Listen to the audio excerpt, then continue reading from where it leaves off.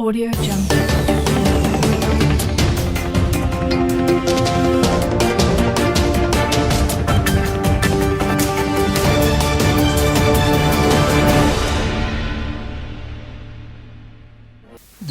The cost of PMS.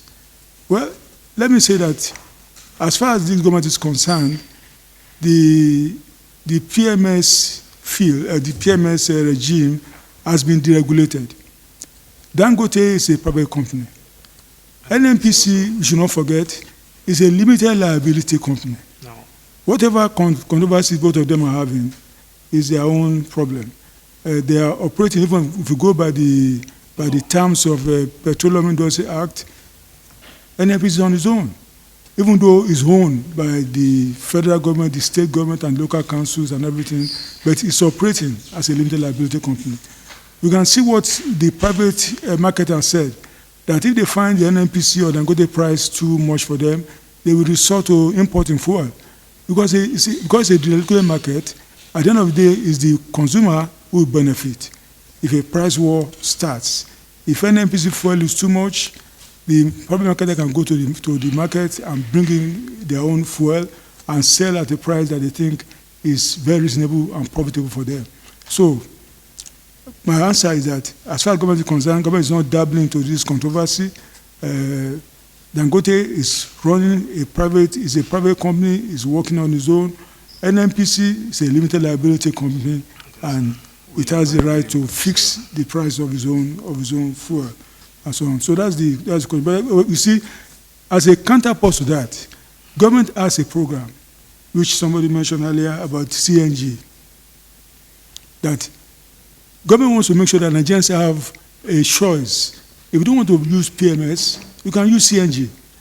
And you can see what's going on in some of our cities, Lagos, Ibadan, Benin, and some other places where transporters are already embracing CNG.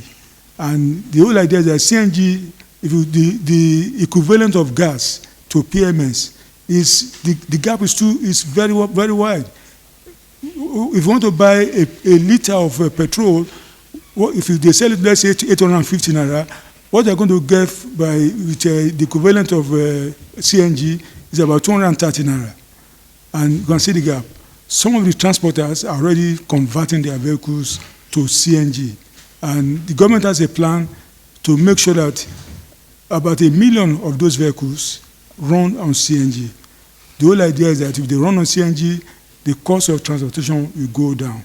In addition, the government is going to encourage many of our states to go into urban transportation so that they can help to make sure that they reduce the cost of transportation in many of our cities.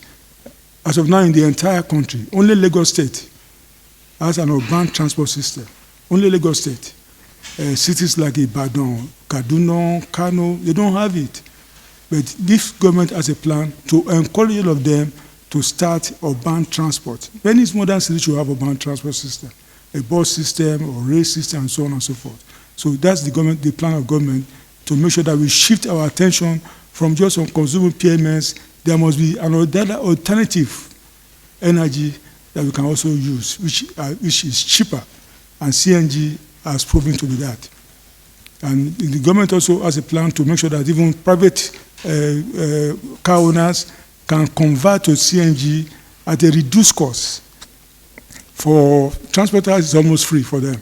But for private vehicle owners, the government has a plan to subsidize the cost of converting your vehicle from petrol to CNG.